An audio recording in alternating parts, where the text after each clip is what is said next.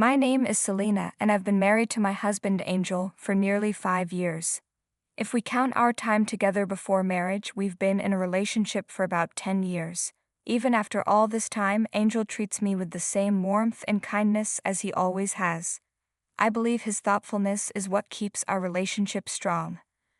Luckily, I have a great relationship with my mother-in-law. She and I get along well, and we've never had any of the usual tension that often arises between daughters-in-law and their husbands' mothers. There's no drama or mistreatment. We coexist peacefully, and I have no complaints about my married life. However, there's one exception. Angel's older sister, my sister-in-law. She has been the only source of disruption in my life. Even when I was just dating Angel, I knew she would eventually become part of my family. She was already married when I met her, and her husband's business was thriving. They seemed to be doing very well financially. I'm so fortunate to have such an amazing husband, aren't I? Living a comfortable life without much effort. My sister-in-law and her husband would often boast together. They didn't have any children, so they didn't have to worry about expenses related to raising a family. Instead, they spent their wealth indulging in luxury. Fine dining was a near daily occurrence, and they frequently traveled abroad. I often heard about their extravagant lifestyle, and while I found it impressive, I never aspired to live the same way. However, their picture-perfect life of luxury didn't last. A few years after Angel and I got married, my sister-in-law's husband's company ran into financial trouble and neared bankruptcy. The carefree, flashy lifestyle they once flaunted was suddenly gone. My brother-in-law, who had always dressed in designer brands and sported a new watch every time I saw him, started looking visibly aged. My sister-in-law, once always impeccably made up, now had deep lines between her brows and seemed perpetually worn out. Since Angel and I had been living with his parents after our marriage, we witnessed firsthand how my sister-in-law and her husband frequently visited to ask my in-laws for money. Having lost my own parents at a young age, I had grown very attached to my in-laws, and they had always treated me with warmth. It pained me to see them being pressured for financial help every time my sister-in-law and her husband dropped by. I wanted to intervene, but there wasn't much I could do. Angel spoke to his parents about the issue, but his sister and her husband refused to leave without receiving money, insisting that they had no other choice. Their selfishness was overwhelming. Then one day, my sister-in-law and her husband arrived at our home with a pile of luggage. "We'll be staying here from now on," they announced, settling in without consulting anyone, neither my in-laws nor Angel. They even had the audacity to demand that my husband and I give up our bedroom for them, treating it as their own without so much as asking for permission. At the time, Angel and I had a 4-year-old son. With my in-laws' support, I was working part-time, and since both Angel and I were employed, we were financially stable. We even contributed to the household expenses. Initially, I thought, she must be really struggling, and I tried to be understanding, but that sympathy didn't last long. Before long, my sister-in-law began demanding even more money from our in-laws than before. "Dad, I'm in a really tough spot. Can you help me out? If this continues, I'll collapse from the stress." "Mom, please," she would plead, pestering them for money every single day. And as time passed, she didn't stop at asking them. She started coming after us too. "Hey, Angel, you're earning well, right? Since you've always looked out for your sister, why don't you do something nice for me?" she would say, as if it were only natural. She even went as far as stealing money from Angel's wallet. "Why are you making such a big deal over just $100 or $200? Don't be so stingy," she'd scoff, laughing in his face. And then she turned to me.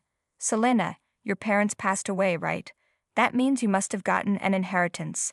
You haven't used it all, have you? Lend me some." I was completely appalled.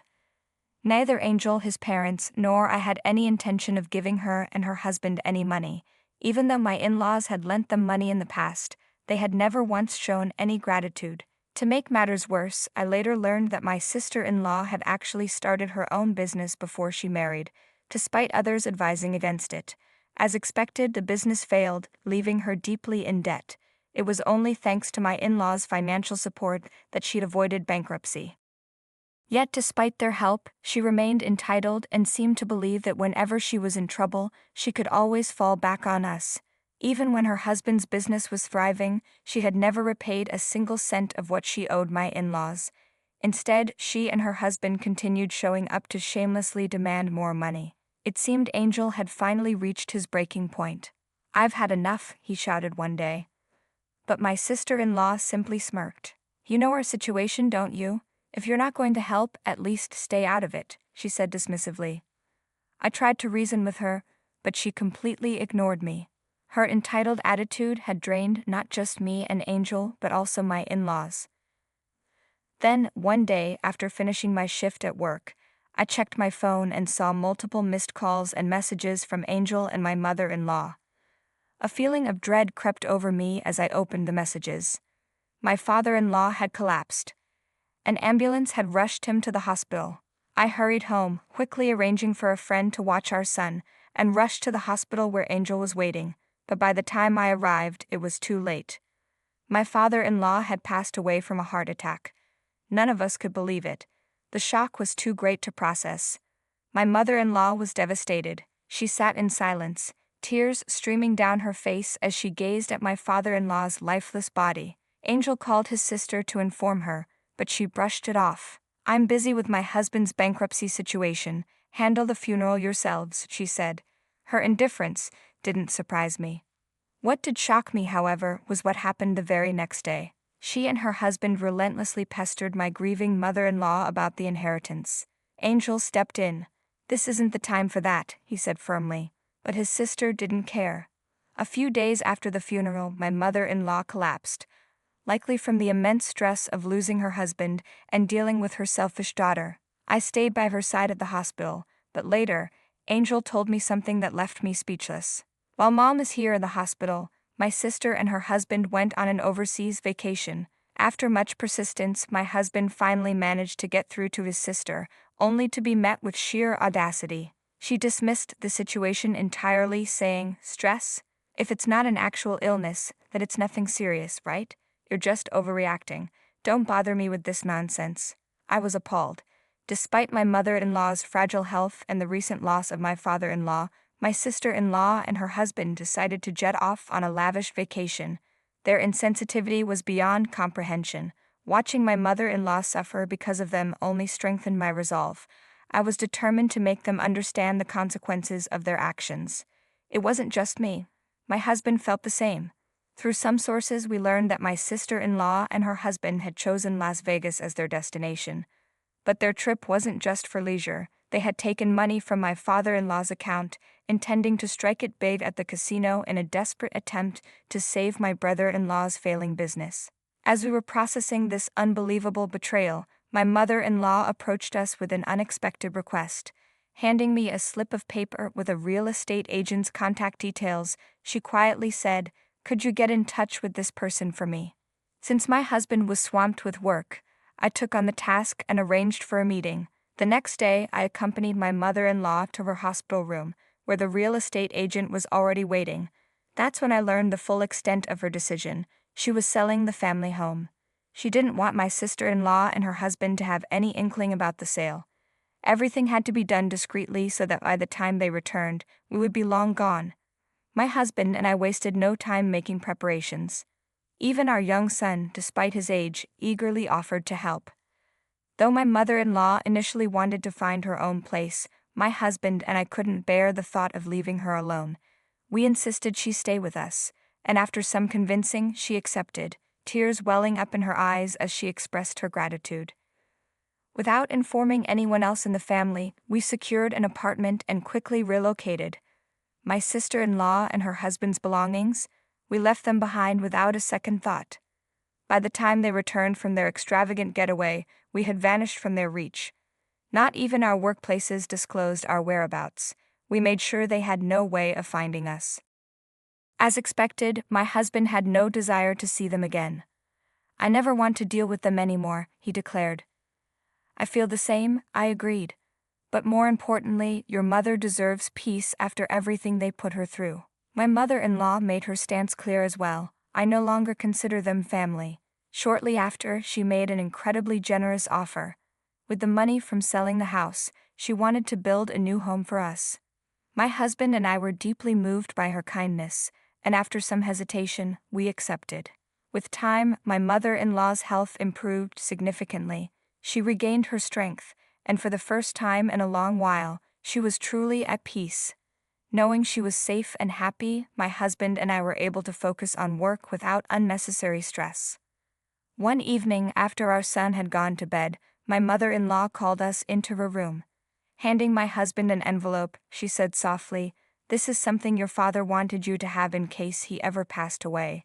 I never thought I'd have to give it to you so soon." Inside was a copy of my father-in-law's will, along with documents detailing the inheritance.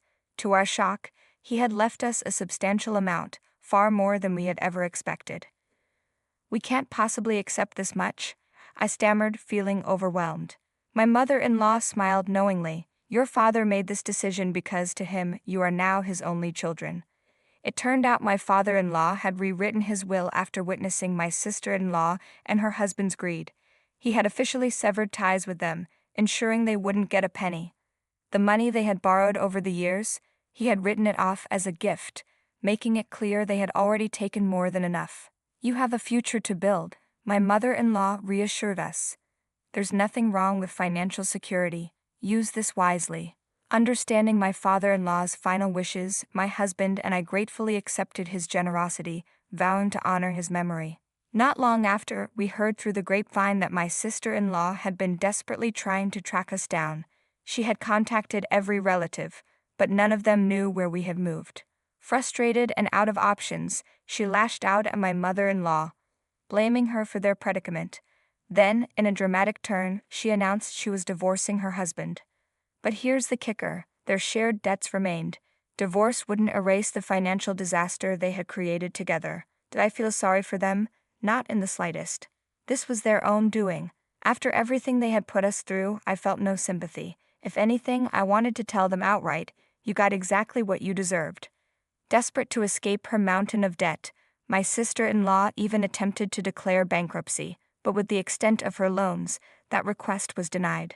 Now she has no choice but to work long hours just to make ends meet, and even then most of her earnings go straight to repaying what she owes. As for me, I have no interest in her struggles. My only concern is ensuring that my mother-in-law, who has suffered so much, can live the rest of her days in peace. My husband feels the same. "After everything Mom has been through, she deserves happiness," he said one evening. "I couldn't agree more," I replied. And that, my friends, is where this story ends. Thank you for watching. Until next time, stay tuned.